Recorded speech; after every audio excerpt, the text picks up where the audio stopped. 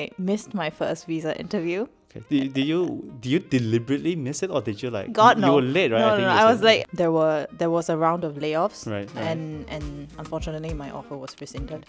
You know, what's wrong with me? What could I have done better? And he said, stop the war. I was like, okay, that's not possible. It wasn't that cheap to move here. Roughly 22,000 ringgits. Yeah, that's quite a one shot. big chunk of money. I need you. Come. Good job. All right, we're back. So, welcome back.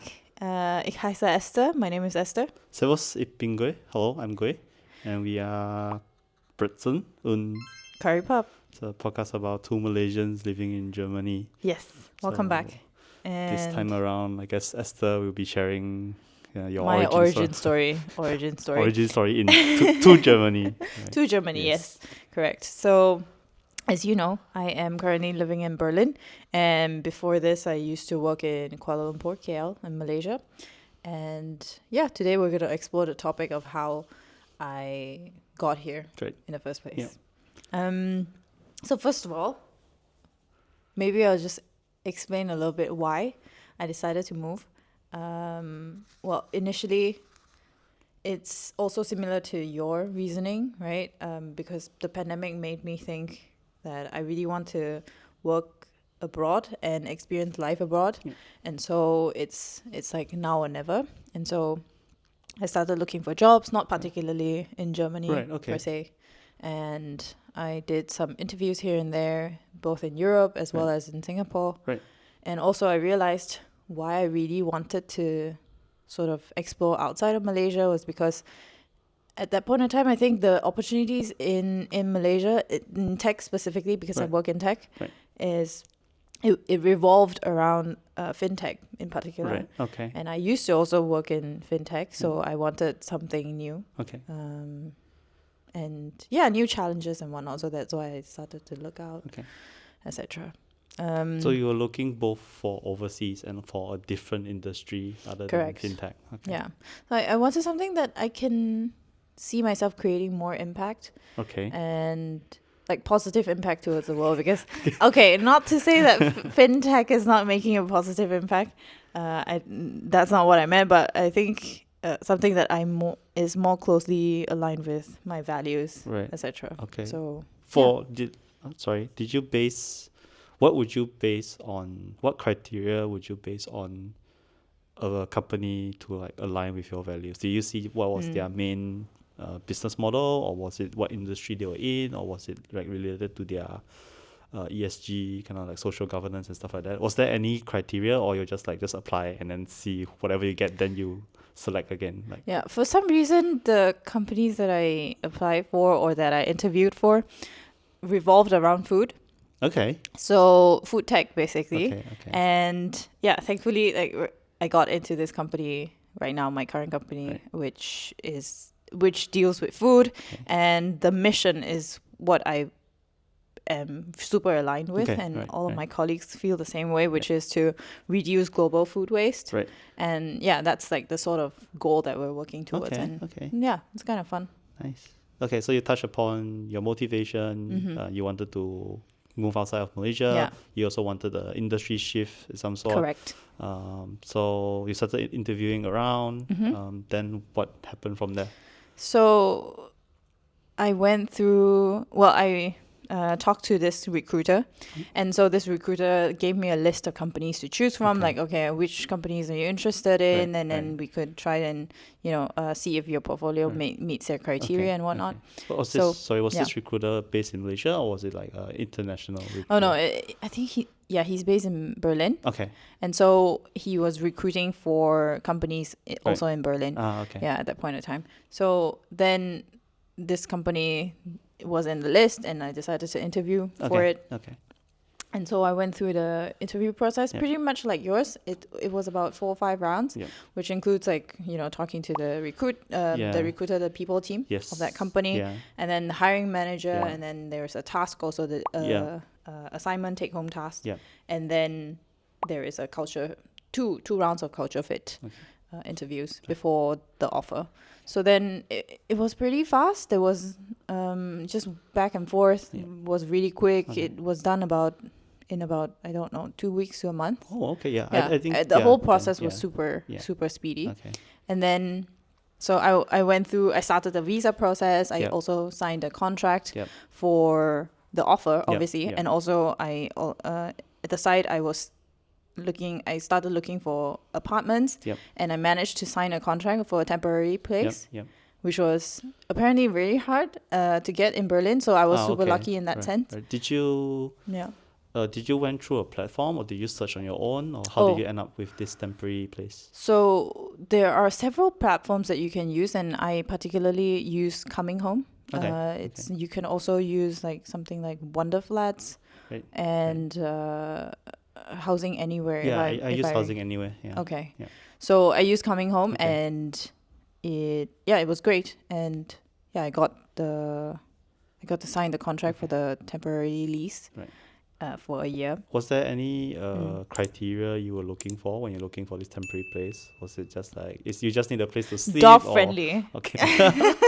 Okay, that was number one. Dog friendly. friendly. Okay. Yeah. And I think not in particular, because I wasn't that picky at that point in time, Okay, and I didn't know which area in Berlin that suits me best, because now that I know the different districts and whatnot, and I sort of know the area, but back then, no. It's just anywhere Okay. Yeah. that allow dogs. Right. Yeah. Yeah. For me, the time was I wanted a place near work, essentially. Yeah, that was one of the main thing, and to have like own kitchen as well, own kitchen, own bath. I think that's the thing. That's the other few main thing, because a lot of these like temporary places, a lot of them are shared houses as well, right? So you could probably have to share like common amenities like bathroom or kitchen with other people as well. So that wasn't really what I wanted, even though it was a temporary place, but that wasn't what I wanted as well. So yeah. So okay, now that you touched on a point, it reminded me that I really wanted to live alone. Okay. Yeah. I mean, because I had a housemate back in Malaysia, and if you're listening, you're not a bad housemate. It's just that spicy. no, she loves Ollie as well, and she's a great housemate, and I really enjoyed the time that we spent together. But there's just something that is about living alone and having someone else in the same space is constantly, and no matter how close you are with that person, it's just sometimes it's overwhelming as well. And I really enjoy alone time, and with my dog, I mean, it's different. But yeah, so I wanted to live alone, and hence I was looking for places that are not shared apartments. I feel privileged to be able to do that as well. I agree, yes, because not everybody can afford that. Can afford that. So that's a housing thing. I signed the contract and I moved on to the visa process. Yes. And like you said, the entry visa that we have to do it in KL at the embassy in Menara Tan Intan, actually. Menara Tan Intan. So fun fact, I missed my first visa interview. Okay. Did you deliberately miss it, or did you like? God, no. You were late, right? No, I was late by I think 5 to 10 minutes or. Yeah, just guys, don't be late. I think in general, if you have any appointment with embassies, just make sure you are early. And because different embassies as well. For example, like dealing with the US embassy, you have different processes just to get in, right? So just go early. But I also recently applied for the US visa, so it was very funny because specifically they say don't come too early. Come really? 15 minutes before your appointment. I think so. Yes. Actually, now that you say that. So it depends on the embassy. I think. So for the German one, the first time that I wanted to get this visa sorted, I was late for 5 to 10 minutes, and they didn't even allow me to go up. To the embassy. Oh, to even go up? No, because it was, I don't know what floor, but the guard was like, the judge was lobby, like, no. they just say no. Oh, damn. You're too late. And so I learned my lesson, just be super early for the appointment. But however, I feel somehow it might be fated. Okay.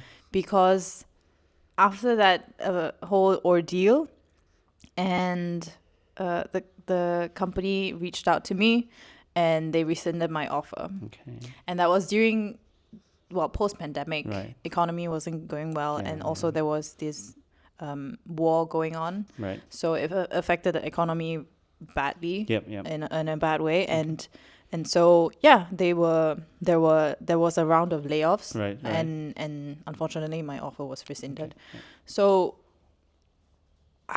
recall. I could imagine like you were dealing with like scheduling a new appointment, which is like, a month away or something like that, and then do you got the news of the offer being rescinded immediately, or maybe A couple of days after, yeah. Okay, all right. That must be like, you're trying to sort this whole visa Yeah. thing out, and then it's like, it must be like a terrible experience. Yeah, How then are you? and I was it was going through my head. It's like, did I actually fuck it up? Like if you gotten the visa, then maybe Yeah. this wouldn't happen, kind Yeah. of thing. So yeah, there was a lot of self-blaming. Okay, a lot of bargaining yes, as well, I assume. Yeah. Right? In emotionally, I was feeling like, okay, so yeah, I probably it did not go as planned, obviously, and if I could have made it to the visa appointment, would things have been different? Yeah. And yeah, there's a lot of blaming myself and feeling like, oh, yeah, how can I do this better? And what other things could I have done better as well? A lot of questioning and things like that. And so how long were you in kind of like this state before like you? I think, I don't know, but at that point it felt like forever. Okay, yes, fair enough. But thankfully, my mentor at that point of time, and also my friend, my ex-housemate, reached out to me, and they basically told me the same thing, but in different ways. Yeah. There was nothing that I could have done differently. Yeah. Like one particular thing that I remember very dearly was that, I was asking my mentor, it's like, so, what's wrong with me? What could I have done better? And he said, stop the war. I was like, okay, that's not possible. I can't stop the war, but it's sort of... It gives you a framing, I guess. Yeah. So, it's not all centered around me, right? Right, like, it's a bigger scheme of things. And like life still goes on, correct. In some sense. Yeah, so then life still goes on. Yeah. I started applying for other jobs and locally as well in Malaysia, because I was like, okay. Yeah, because I might assume as well. when you got the offer, you already resigned from your previous job. Yes. Okay. So at that point in time, did you ever consider going back to the company that you resigned from? Or was it like, I still want to do something new, even though it's in Malaysia? Yeah, I don't think I ever thought about going back to my previous company. Not that it's bad. Not that it's bad or anything. It's just perhaps it's like, okay, that chapter of my life is done, and I just want to move forward, be it abroad or even so Malaysia. It's not like having a job to earn money. It's more like you still want to do you still want to participate in new industries and stuff like that. Yes, however, the Malaysian job that I interviewed for is also in fintech. So, okay. But like I said, in Malaysia there were less opportunities that are not fintech. You know what I mean? So hence. There are limited choices. So that's the pool you applied correct. to. Yeah. So I actually got the offer in Malaysia, Okay. but then I turned it down because in my mind it's just like, okay, it's really not what I want. Right, even though you go through the notion, Correct. the whole thing. Okay. I went through the process and I was like, okay, maybe I can accept it, but at the end of it, it's just like do you feel I feel bad also. In some sense, like you 对不起你自己, right? You can't just take this opportunity. Yeah. Okay. Yeah. Do you have any other offers at hand at that time? No, but I was in the midst of the interview process of another company in Berlin. Okay. Yeah, so while that was ongoing, I got an offer right. for Malaysia, and it's just like, okay, I know that I can't just hold on to the offer and not give them an answer. It's not fair for them either. And so I just decided to wing it. Like, even though I don't know for sure if I'm gonna get this job in Germany, but I just like, I know that it's. It gives me feeling sort of like in some sense like 破釜沉舟 kind of thing, right? Like you make sure you have like all your exes broken, so you're like desperate enough to like go for. It gives that feeling. I'm not sure were you thinking that way. I don't think so. I just knew that at that point in time it's not what I wanted. Okay. The Malaysian offer anyway. It's not just because of the company, it's because of where it's situated as well. Yeah. And like I said, if I did not do that then, I probably would not have ever done it. I don't think Oh so. no, yeah, I kind of Yeah. agree with So you. it's something that I had to do at that moment, right? Yeah. So it's like the timing yeah. is now or never kind of thing. No, I get that. Yes. And so I really wanted to try yeah. again, Yeah. and even though it's an uncertain situation, Yeah. I decided to go for it. So that also, because that particular interview with the Berlin one, the new interview, went on for quite long. It was not as speedy. Okay. Even though it was also very chop, but it's just Yeah. like for some reason it's longer than the Okay, previous one. okay.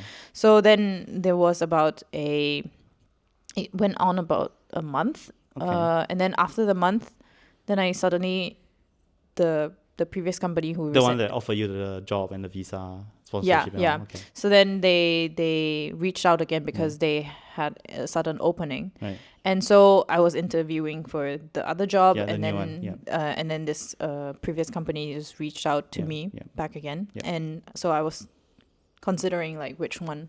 Okay.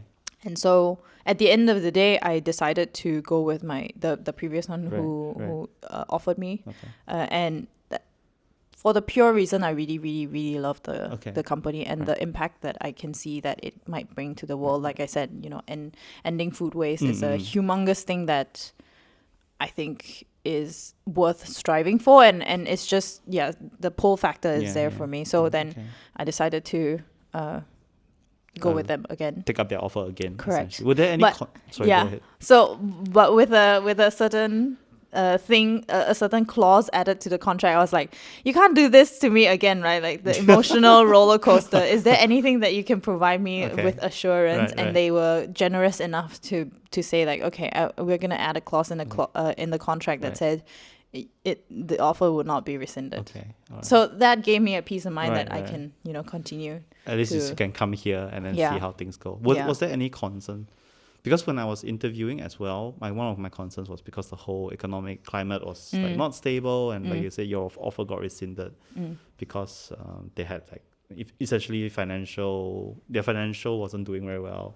And the same thing for me during my interview as well. I wouldn't say that financial was not doing well, but more they're trying to restructure the company in a way that ensures their survival. Right. Okay. The probably it's a long answer to that, but I think it's more than that. It's not just we're not doing well, hence we need to lay off people, but more I need to ensure my survival as well. Sorry? Was it a pivot from the company point of view as well? I suppose so, and it's a lot about not specifically this company, but a lot of companies, even big companies, right? There is a sense of bloatedness in a company, even big FANG companies, like the massive hiring during the COVID period, and then now it's like when things normalize back to pre-COVID, and then people realize that, hey, I actually don't need that many people to do this particular task or anything. And so I would say the economical part of it is one part, but also the realization that you don't need that many people in the company is also the second part.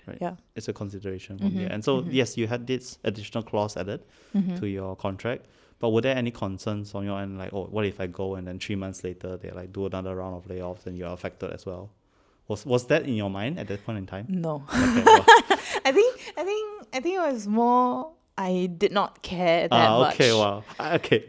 Or rather to say that I feel safe that I was able to return to Malaysia. Oh yeah. That was the safety net in my mind, right? Like, what's the worst thing that can happen? You just pack your bags and come back. Correct. Yeah. The worst thing that can happen is that, right? Yeah. That it doesn't work out, and I come back to Malaysia and I figure things out again. And I think that's also a privileged position that I can be in. I think that's that. I did not really think too much about what if it's not going to happen. However, it was kind of a hassle because I lost the previous apartment that I signed for, because obviously I had to tell them, oh, my offer got rescinded and everything. So they were like, oh yeah. Okay. So you have to, now you got the contract, you have to go through the whole process again. Yeah, I have to look for a new place again, and for a new place. And I was on time for the visa next time. So I got the visa done, and also I managed to find another place. Not as ideal as the first one, but you can't complain. Like When you say not back, as ideal, what was like the things you didn't quite like? well, because I have a dog, right? And the first one had a small garden, which was okay. which So it's a ground floor kind correct of thing. a ground floor, and then the other one was top floor without Okay. an elevator, and Oh, how high yeah. was it, if you don't mind? it's like fourth floor. Uh, And well, if you think about it, it might not be that bad, but think more deeply, because I have a dog that needs to go out about like 3 to 4 times a day. Right. And it's just like, okay, every single time I have to do that, then every single day I have to do 4 times, and it's just, it takes a toll. It's a lot of exercise for you. Well, yes. And also a little bit, one small thing probably is that the communal washing machine Okay, situation. right, Because right. I didn't have a washing machine in the second There was no place. place to fit one. There was no place to fit one, so that's that. Okay. So but thankfully still I had a roof over my head, Yes, right? yeah. And I was able to come. Okay. And bring this little one. So Yeah, do tell that whole. So you sorted out on your end. You sorted the visa to come here. You sorted out a place to I stay. think I was also more privileged than you, because when you shared right. your experience, Yeah, you yeah. had to go through the visa process all like on your own, and you Yes, have to yeah. figure everything out Yeah, on your yeah, own. And yeah. I think because the company was working with a visa agency as well, so that part of the process was handheld. I was handheld through the process, and Okay. it was really helpful. And I had somebody to ask questions Right, about right. if I was unsure So about something. Did they tell you like, okay, you need to prepare these documents, and then you need to book like appointment? When you go to the appointment, do this. Okay.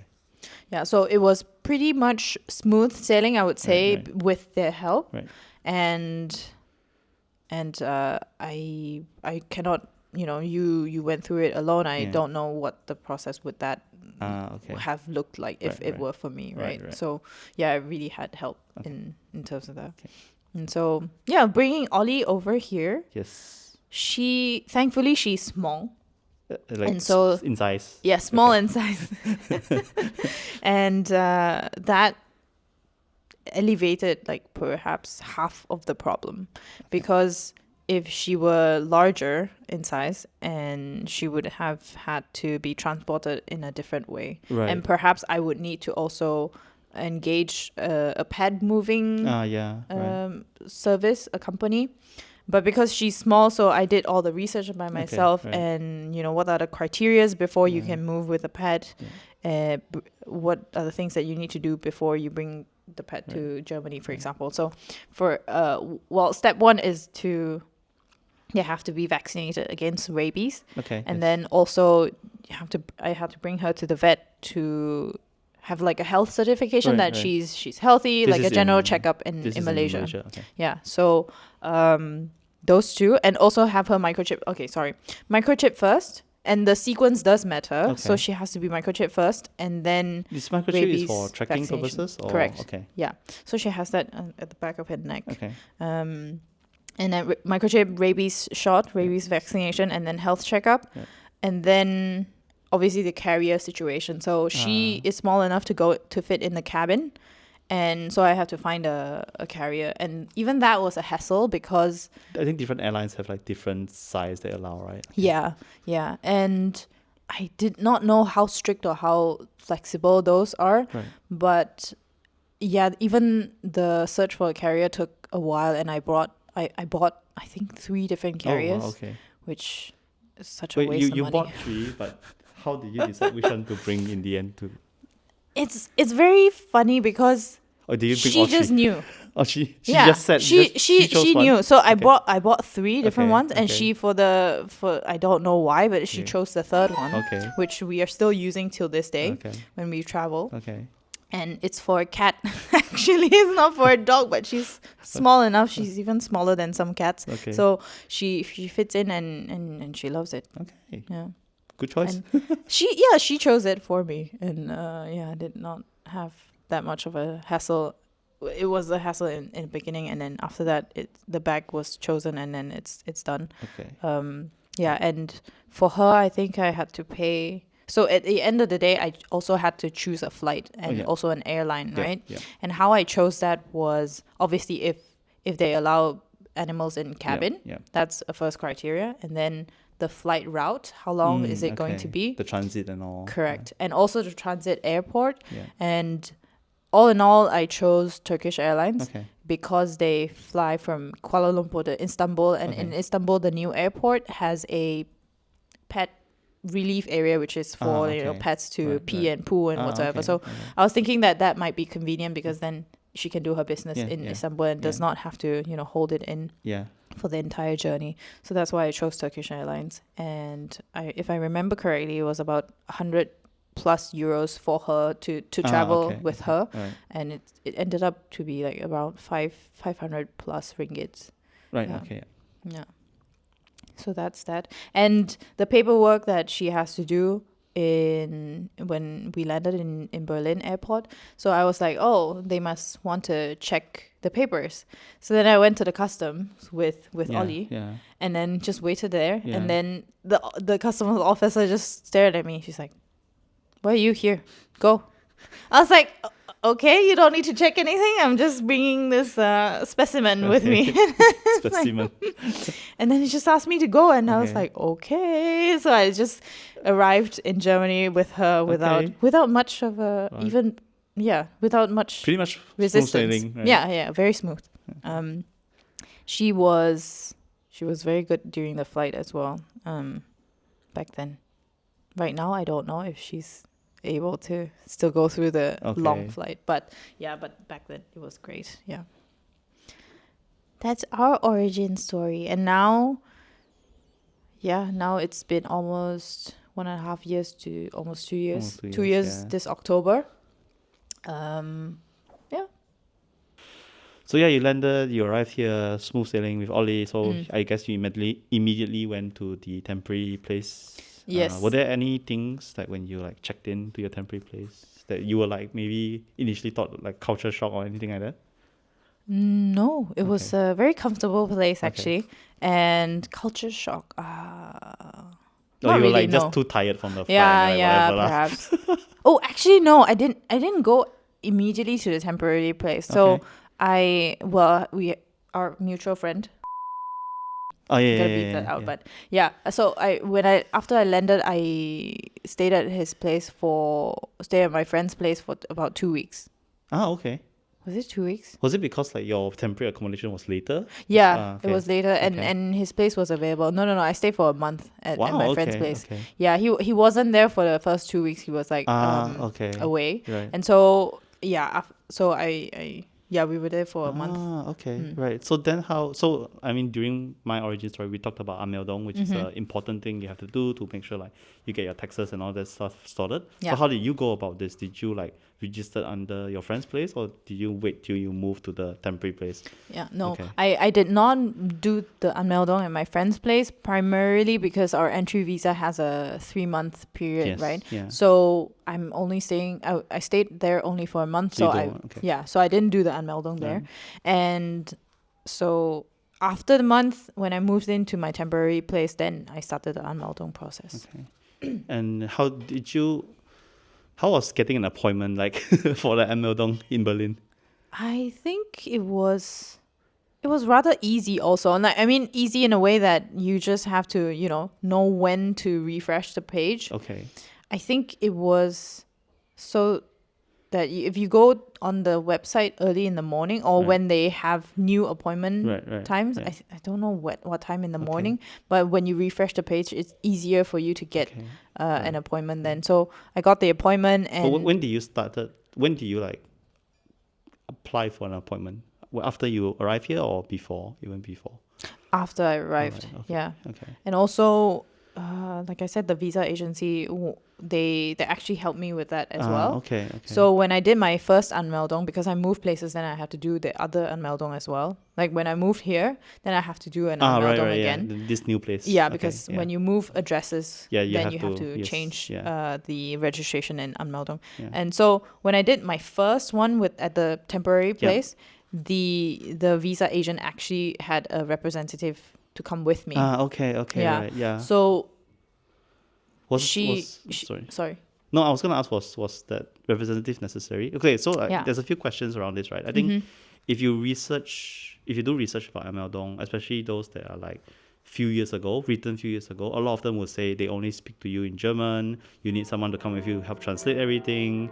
And I'm not sure the audio will get this, but there are church bells ringing in the background. So yeah. So I was saying, so yes, if you look at a lot of content written a few years ago, they all require someone who knows German to be there.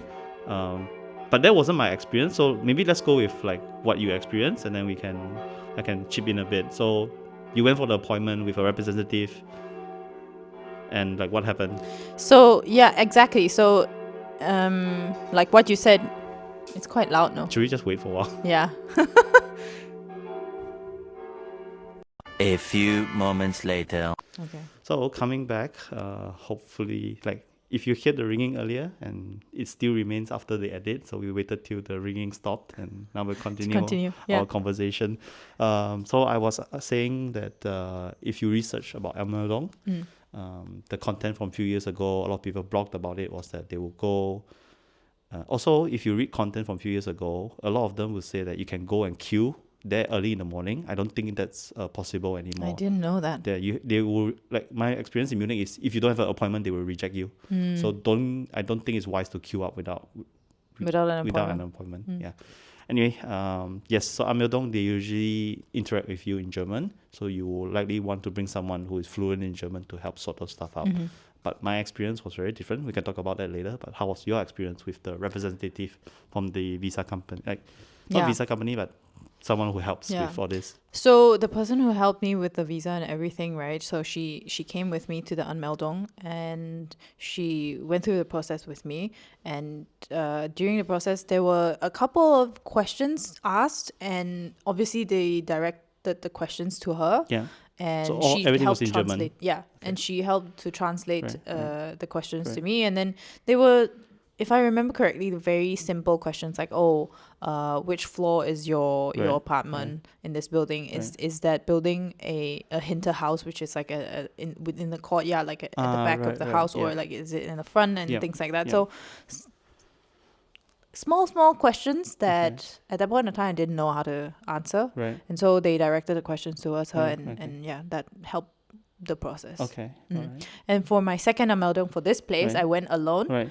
And I did not speak very good German. So they interact with you in German as well? But they also, I don't know if it's a Berlin thing, but they, because some of the questions I know how to answer and some of the questions I didn't, and they started to talk to me in English. Right. Okay. Yeah. However, right now I remember that I recalled there was another person doing Anmeldung it's usually in the two counter. in the room. Yeah, in the counter next to me, and I think they did not speak English. Right. I think so. In that sense, a translator would be required because if they don't speak German as well as English, then it would be an issue. Yeah. Okay.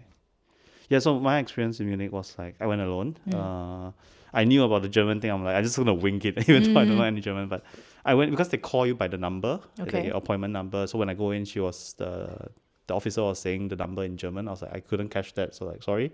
And then she immediately switched to English, and then she was like, But the process was pretty straightforward. Like you say, they were just confirming the address, what type of accommodation was it? Was it like an apartment or a house, stuff like that. And pretty much straightforward.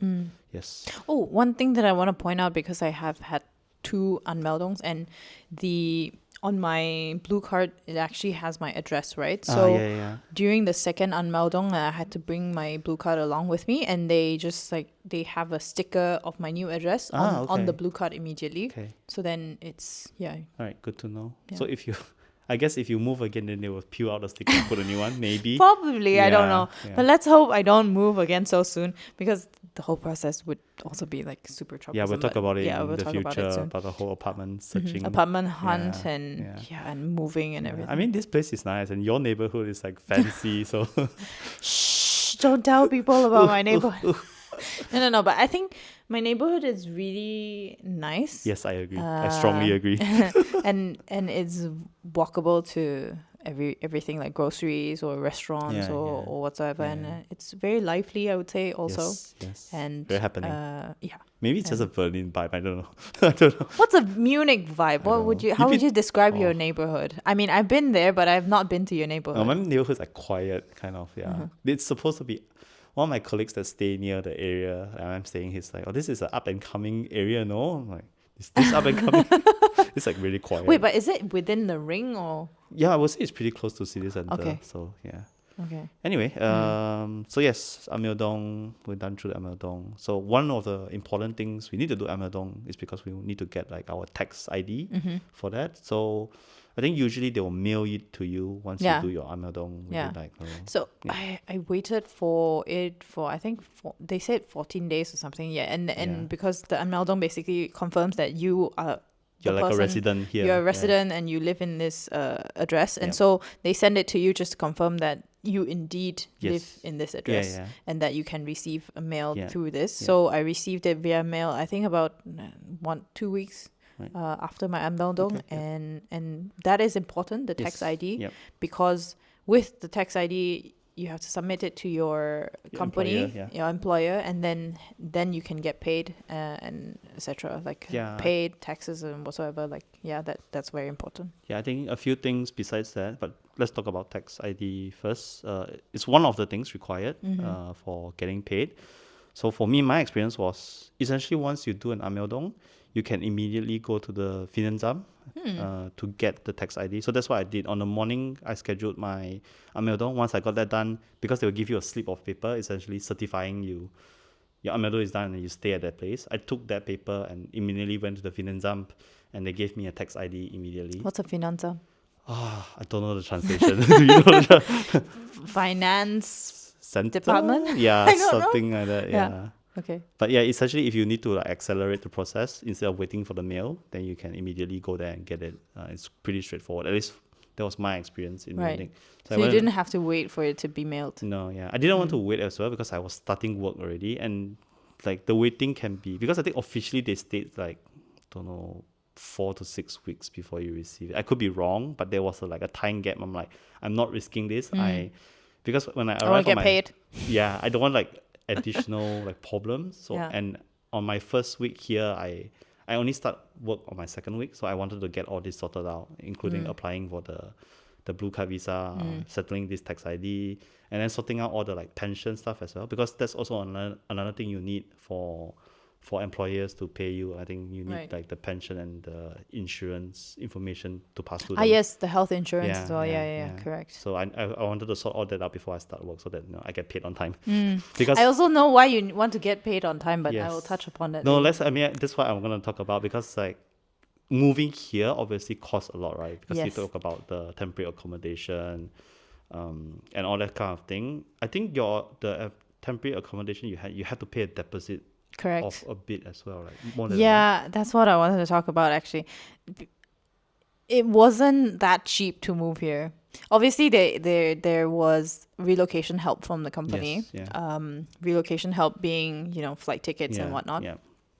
Yeah. But the accommodation, like I had to pay deposit of 2 months of rental. Wow. Okay. And then the first month of rental should also be included. So then, You're paying 3 months. correct. So I'm paying 3 months one shot to yeah. to Just the for the landlord. first month. Just for the first Yeah. time. So Yeah. even before I got here, I Yeah, had to yeah. transfer the money. Yeah. And just imagine that. Probably it's 1,500 euros, Okay. a but that's month. like- and then 3 months would be 4,500 euros, and that's roughly 22,000 ringgits. yeah, that's quite a one shot. big chunk of money Yeah. in ringgit. And yeah. then it doesn't include, I have to buy things for her. I have to buy Yeah. things for myself. Yeah. Like when I was here, I came here during winter, almost winter, Oof. late autumn, winter. And so, the clothing Yeah, and, yeah. and just everything, necessities that I want to Yeah, bring yeah, over. It's just- Yeah, I think people lot will of probably things. say that, oh, you can just buy this in Malaysia. But when you're moving half of your life over, you're not Yeah. gonna like buy these things. You Right? can't Because fit everything in your exactly. luggage. And Yeah. Mm-hmm. you don't want to have so much luggage when you land as well. So like there are things better, like you come here and buy. Like I was just saying yesterday while I was here, I was like, oh yeah, I forgot you guys have Uniqlo here.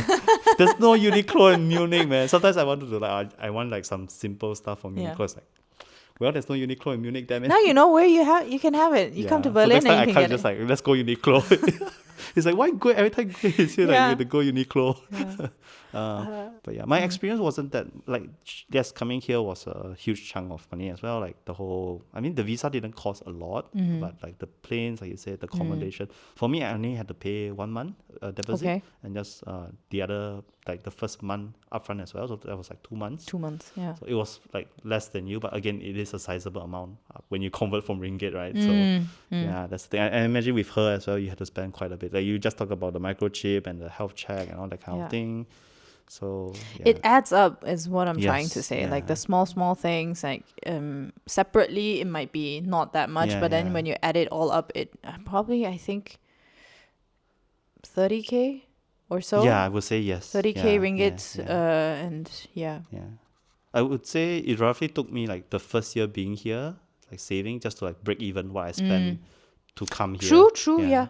You sort of have to still recuperate what you Yes, have yes, on yeah, your yeah, expenses, yeah, right? Like I would say so. Also, Yeah, like the yeah. first year is just to recuperate Yeah, what yeah, you spent yeah. moving here, and then it slowly becomes like, okay, I probably have more money to travel, Yeah. and then probably like I'm more settled and Yes, I can yeah. start saving Yes, as well. yeah. Okay, Yeah. I agree.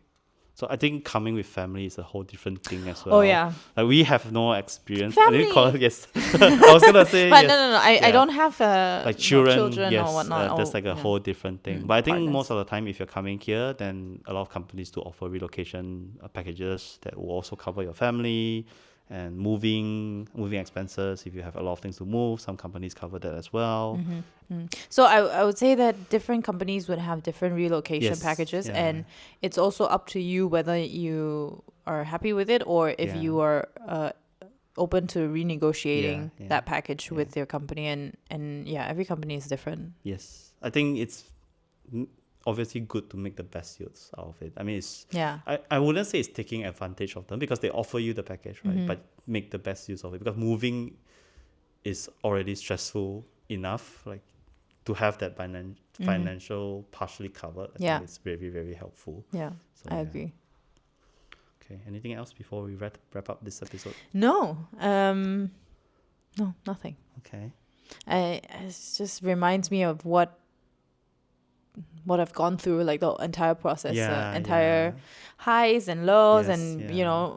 offer and no offer, and then offer again. Yeah, I know. So yeah, I would say it was not great when I was experiencing it, but right now looking back, would have not done anything other than that, right? and Like I would it's like done it again. it's also a reminder about how much like you have gone through as well, right? Sometimes like once you're like settled in here, going through your day to day, like you might have forgotten like the whole journey getting here, right?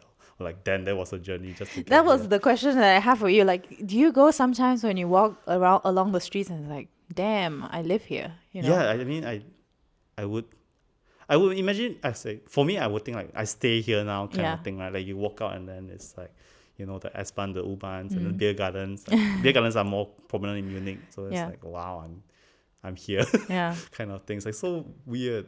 And it's also like, I'm not sure about you, but now like we're both coming to close to 2 years here. It doesn't feel like I've been here 2 years. It feels like I've been here way shorter than that. Yeah. So it's like, And my friends keep asking me, hey, don't leave yet, I still haven't visited yet, so you stay here so I have accommodation, Yeah. yeah. What I worry is like you blink of an eye and then you've spent 10 years here. And it's like, okay, what now? Yeah, time flies. I don't know if I can say for sure that I'm going to stay for 10 years, but we'll see. Who knows, right? Because sometimes you make plans in your head and then it doesn't turn out quite the way that you want exactly it. with your story, right? You were going to come here and then your Yeah. offer got rescinded. And it's like, oof. Well, it's a fun story to tell now, looking back, and Yes, it is. grateful for everything that has, that has happened. And Yeah. Okay, All I right. think, well, we are not experts moving here, but if anyone has any simple questions, I think we can... if we have experience or if Yeah. we have gone through it, Yeah, then if we can answer it, then we'll answer it. yeah. And Yeah, I think if there's basically. a lot of questions regarding moving here, we might like bundle them into a Q&A episode. Maybe if there's a lot of questions Yeah. that we can answer. If you have a lot of legal questions, I don't think we can answer. Yeah, I have to Yeah. hire a lawyer first. Yeah. But yeah, if you just are genuinely curious about the moving portion or even living here in Germany, like if you have any comments, questions, feel free to leave them. And as always, follow us, subscribe wherever you're listening to us, and like us. And yeah, that's it. Yeah, that's it. Thank you. Thank you. See you next episode. time. Tschüss.